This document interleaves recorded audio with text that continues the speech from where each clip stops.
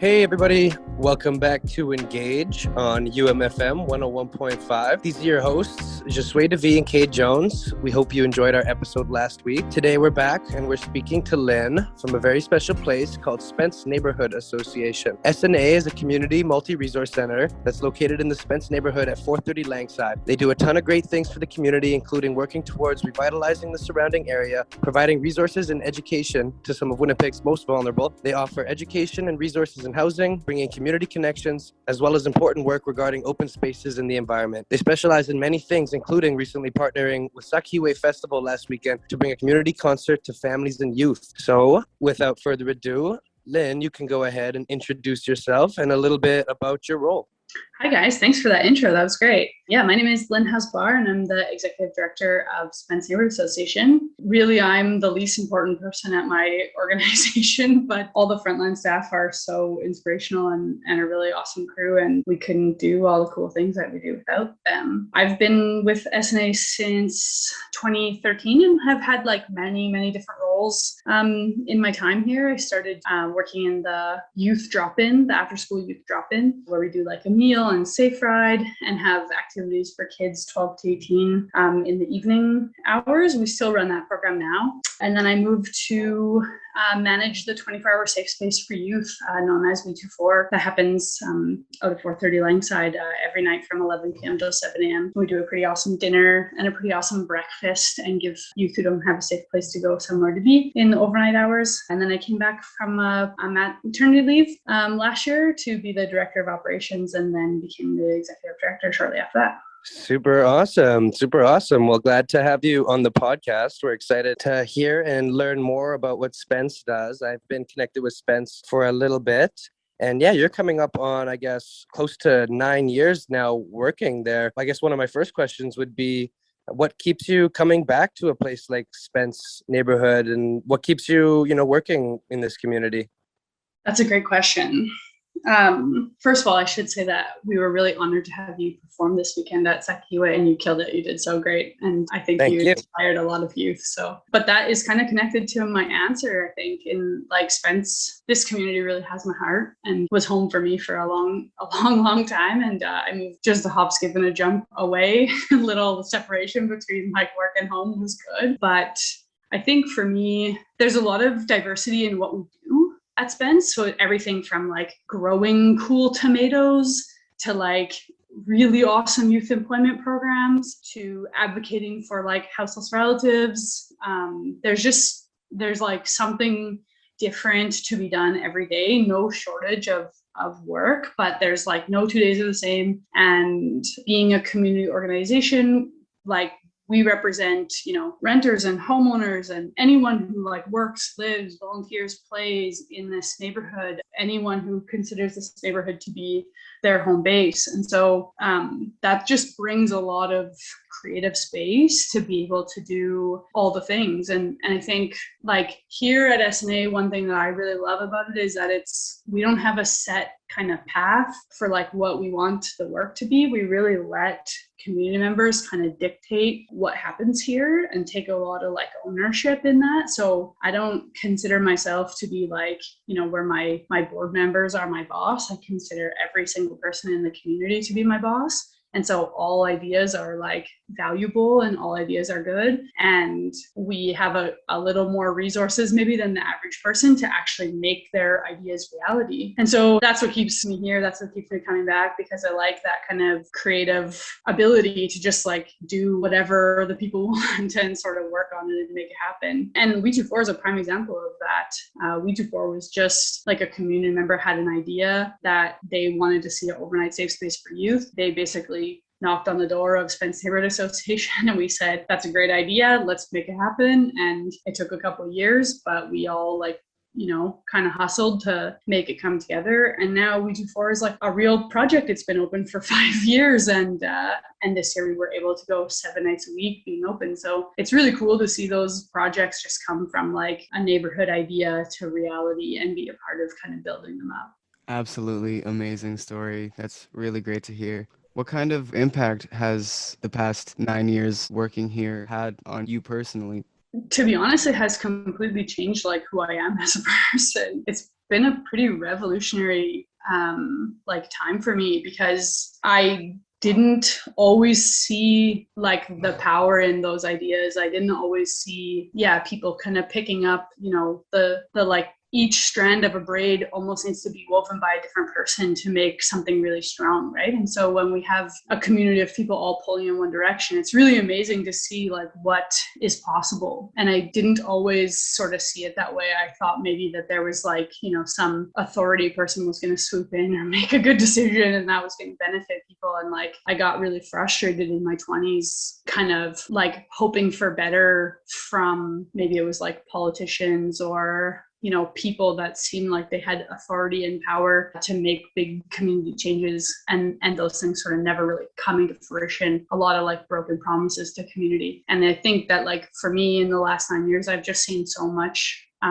good, almost like in the move in the opposite direction, like people really pushing their politicians to make those decisions on their behalf, and really like standing true and holding true in their power and in their voice, standing together and supporting one another. And I know now that like that's actually the only way we're ever going to do anything good, is if we like stand together on the line as a community and say like we won't tolerate less. I think that there's just like a lot of power in that, a lot of beauty in that. So for me, that's over the course of the 9 years, I didn't come to Spence believing that, and I have like grown into that over the time that I've been here. Yeah, that's awesome. Super cool to hear. And so like if somebody was coming to access Spence for their resources, it's just like a walk-in, right? They can walk into either of the locations and just sort of pose their questions? Yeah, we have a couple different locations now.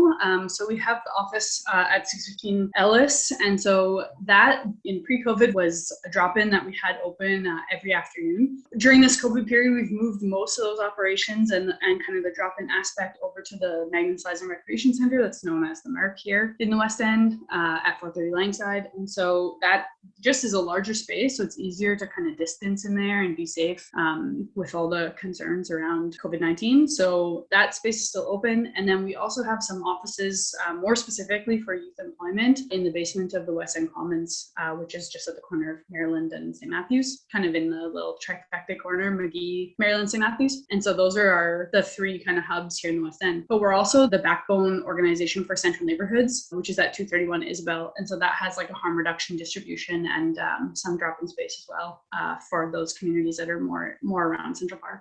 Nice. That's awesome. And so, being in the West End and Isabel and some of these neighborhoods, you're directly involved with working with some of Winnipeg's most vulnerable people, most affected people, whether it be from colonialism, from other things, intergenerational trauma, just things that affect some of the most vulnerable people. What's it like being a frontline worker and working with some of these people? That's a great question. I mean, so I feel a little bit more distance from the front line in my current role, but like truthfully, I really miss that frontline component. And I think the frontline staff of not just SNA, not just SNA by a long shot, but of these types of organizations have just done like such amazing work through this pandemic period, while lots of other people were just, opening up their laptops at home and kicking it there. Like we didn't close our doors, and we did actually like more work and kept things open more. And we're not the only organization that did that. And even just some of our friends here in the West End, like West End Women's User Center or Resource Assistance for Youth,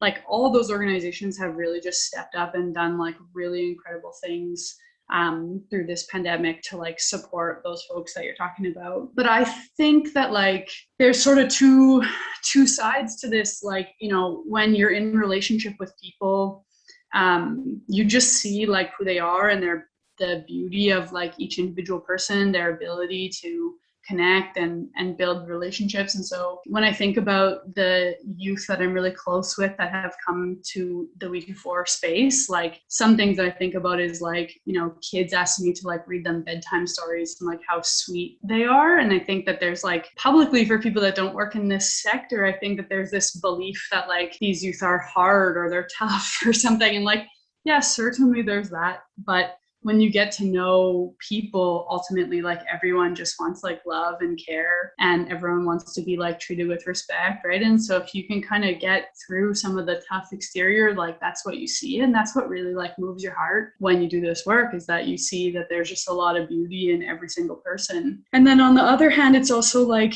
incredibly frustrating work, because when you get to know these folks and you get to know their stories, you just see so much system failure, whether that's like, you know, the CFS system or like residential schools and 60s Scoop, and whether that's just like, you know, we've had 150 agencies, it feels like, in Winnipeg just shouting from the rooftops that like, if we don't do something about housing, we're going to be in a housing crisis. People like Kelly Holmes and other kind of leaders in our community have been saying that for 20 years, and we haven't done anything. And so now we see these impacts of like poor decision making for a long time. And it's frustrating to see, you know, people who are 20 years old be failed by systems that have been around way longer than their life even. And so I feel really tired of like, you know, listening to the news and hearing about a quote unquote meth crisis or this crisis or that crisis, when like really the crisis is like these systems have been failing people for far too long, and like we could have done more about it and we didn't. And that's sort of what has brought us to a place where we have kids that are accessing a safe space in a community center, asking for staff to read them bedtime stories instead of being connected to their families. And on one hand, it's very beautiful to build those relationships, and on one hand, it's really sad because we're really failing folks. Yeah, that's very profound perspective for sure. I was curious, with your connection, I imagine you probably would have a good perspective on this. Say all barriers that you currently experience at Spence were lifted, be it funding, staffing, you know, anything. What would be the main priority to go do from there? I mean, I'm a pretty big believer in housing first, and so I think if I was just living like, you know, my little community dream came to fruition, I think that folks would have access to barrier-free housing if that's their hope, and that they would be able to kind of do the things within their housing that lots of house folks do. Maybe that's, you know, have a drink after work or whatever, but there's lots of these places that even that's not something that you're allowed to do, right? So I think that having housing that meets people's needs is really critical. What we see for folks who have been living like kind of rough sleeping, or folks that have been living in a way that sort of challenges the norm, is that they're actually very used to living in community. They're very used to living with other people. It's very hard to house someone who is used to living maybe like in a tent community with many people, and then move them into an apartment where maybe they live alone or just one other person. So I think that there's some things like that, like communal housing and housing models that offer people a little bit more in the way of connection. That would be a really like a beautiful addition to our neighborhood. And people have been asking for that and fighting for that for a really long time. So that would be kind of among my top priorities for sure. And I think the other thing in our neighborhood that I would like to see is like just better food security overall. So maybe that could be achieved through something like universal basic income or other initiatives that just have, you know, more money for folks, and maybe that's, you know, more community gardens and some other things. But one thing that we noticed during this pandemic, especially when schools close, is that we have a lot of folks in our neighborhood that depend on like school breakfast programs, school lunch programs, and then maybe their kids are eating at an after school program like what we have at SNA. So when schools close and those programs close, you know, if you have even just one kid and they're eating 3 meals a day, like either at school or a community center, that's 15 meals that needs to come out of your cupboard and out of your fridge that you might not have been anticipating pre-COVID. And, you know, we have families in our neighborhood that are 4, 5, 6, 7 kids, and even then some, right? So if you're talking about, you know, 3 meals a day, 5 days a week per kid, that adds up quite a lot. And so we saw, you know, we knew we had food security issues in our neighborhood pre-pandemic, but I think that this pandemic has really exacerbated that issue. So for me, I would just really like to see, you know, there's no reason in our city, in our community, that we should have hungry kids, hungry families, hungry people. And I think that that's like really, I would just, in my perfect world, if Spence had all the money in the world, and what I would do is give it to people so that they could feed their families. So if you were able to start lifting the biggest barriers that Spence experiences, what would need to go into that to make that happen? What would that look like? Well, I think the biggest challenges that we face as an organization actually have like very little to do with us, right? It's kind of like what Kate was mentioning before is like we have a ton of people in our community that are deeply impacted by colonialism and things like that like, are people that are just really struggling with barriers to systems that exist, So I think that we could do a much better job of making those systems easier to access for folks and reducing some of the like pressure and stress that we put on people unnecessarily, right? Like we really, really need to revamp our child welfare system. We really need to revamp what we're doing around, mental health and addictions and things like that. There's a lot of barriers for people who are struggling with both of those things. If you're someone who uses substances and you try to access services, you might be told that you need to figure out your mental health piece first. And then if you try to access mental health services, they'll tell you that you need to figure out your substance use issues first. And you can get really caught in between these kind of systems, right? And so those things are the challenges that we're kind of dealing with the fallout from and trying to deal with the fallout from those things in a good way. But ultimately flipping those systems around so that they have less barriers would do a lot for organizations like ours and really lessen our load and make it easier for us to help people get what they need out of, what our tax dollars are paying for. It's frustrating to see these like civic budgets and provincial budgets and federal budgets that have a lot of money set aside to, run a smooth EIA office when people on the ground floor know that it hasn't been working for folks for a really long time. And that's to say nothing of like, the police budget and things like that. So I think that there are spaces where we can do better and that we haven't done enough. But like ultimately for us as an agency, we're up against those same struggles. We're on year-to-year funding packages, right? We're on, very limited kind of resources. But I think in a way that, that's also sort of like makes us who we are. It's a little nitty gritty, and we take that kind of like ability to do things really well on a shoestring. Like we take that and wear it like a badge of honor. And I hope that we're showing some of these systems how much better they could do. They have so much more than us. And they are really bad at what they do a lot of the time. And there's a lot of organizations that have very little that are really killing it out here. And so they could learn a thing or two, I think, for like, how to run a budget and how to do things in a better way. So yeah, it would be nice to have more money, but ultimately I think it's, we don't let that stop us from doing good work. Yeah, absolutely. That makes much sense. Yeah. Definitely. How would you say for the average person listening or just any member of our community, like what would be a good way for the average person to try to contribute to lowering these barriers just in their own life? Like obviously there's organizations like your own and others that are doing this kind of work, but for people who maybe don't have any kind of direction but just feel inclined to help their community, what would be a way to start? I think honestly that the best thing that like average folks can do is learn.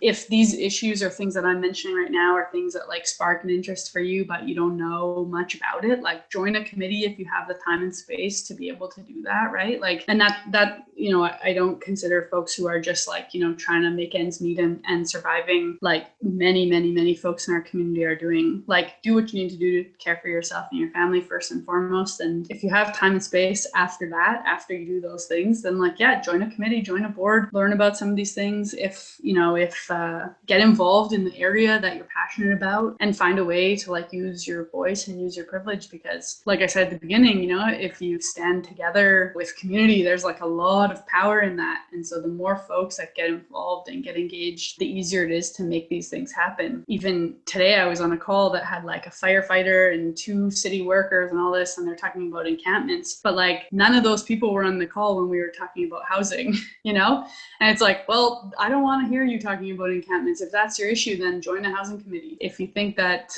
you're upset about something or whatever, you're seeing some issue in your community, I think the best thing you can do is get involved, find out why, and sing from the same song sheet, as they say, or join in with the choir, because the more voices, the more power that we have.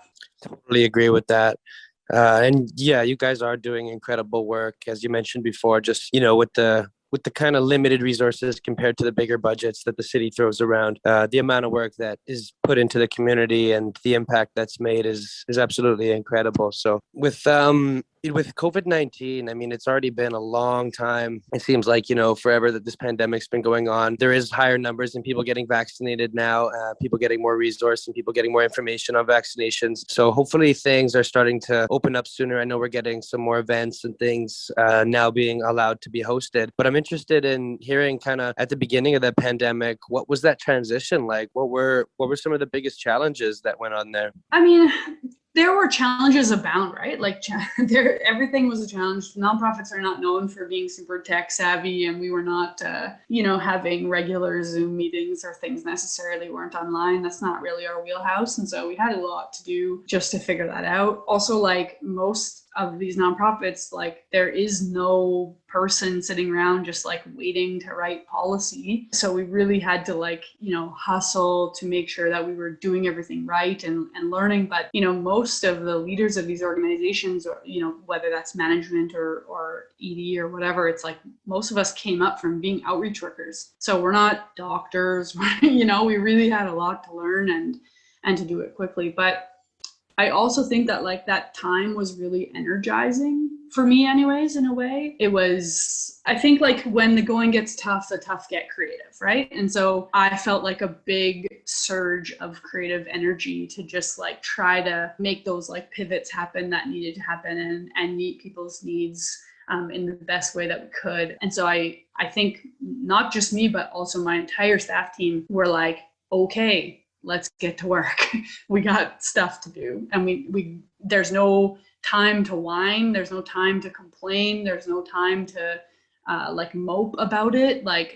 This is serious and we need to find our way. And so that was it was really beautiful, I think, to see people really pull together in that way and people willing to go the extra mile to make things happen and make things come together. But I do think that it's very frustrating. So you asked more so about the beginning of the pandemic, and that is sort of, I think how we felt at the beginning when we were flattening the curve or whatever we were being told to do. But since then, I think the provincial government has played pretty fast and loose with people's health and opening up and closing and pulling mandates that we know help people. And so it's been frustrating to have done all this creative work and then kind of have it undone and be sort of asked to pivot back and pivot again and pivot here and pivot there. And so I think that there's a little bit of, it feels a little lackluster now, this kind of creative energy that we started with. And I wish that, we would proceed with caution or just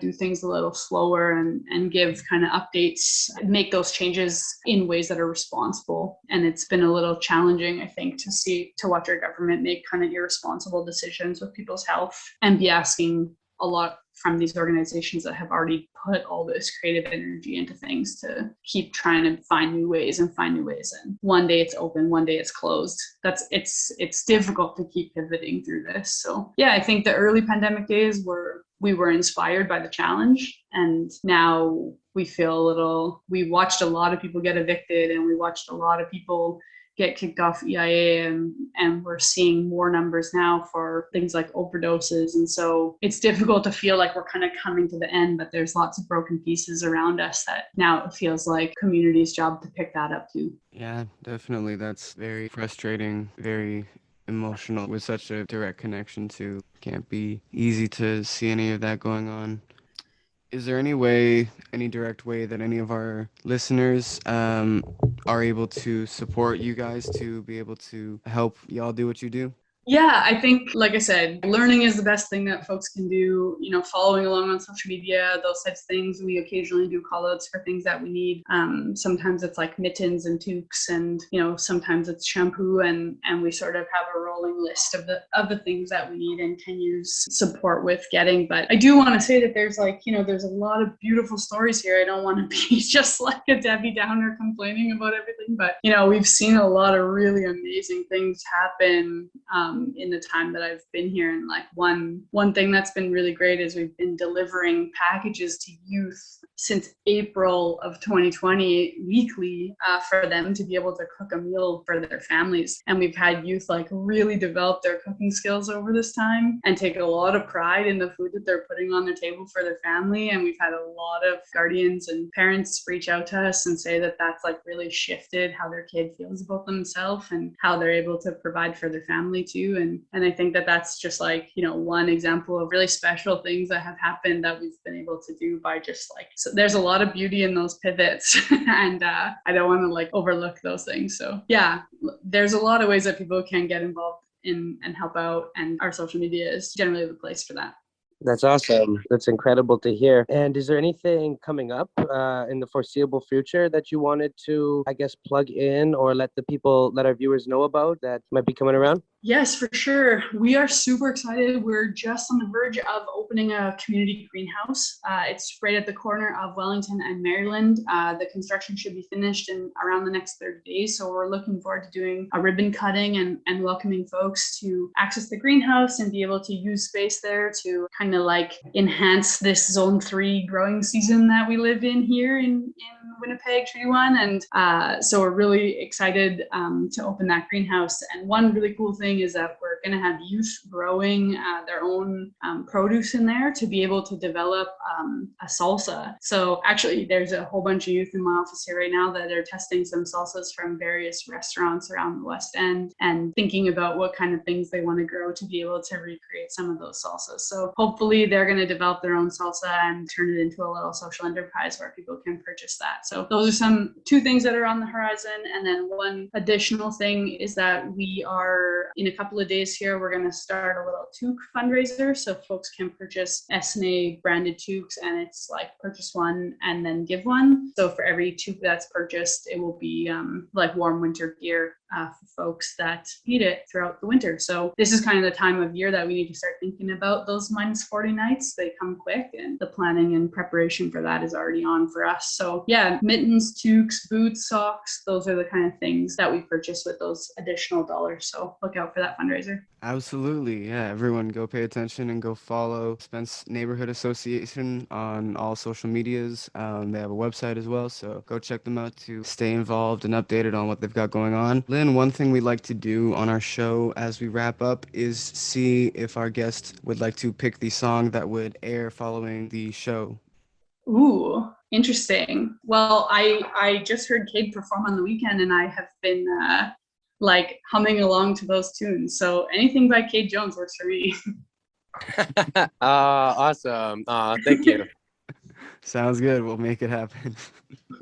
Sweet. Sorry if that's a weird request. But... Not at all. No way. No, that's great. Thank you so much for taking the time out of your day to come and speak to us here. This has been really great. Really appreciate you doing this.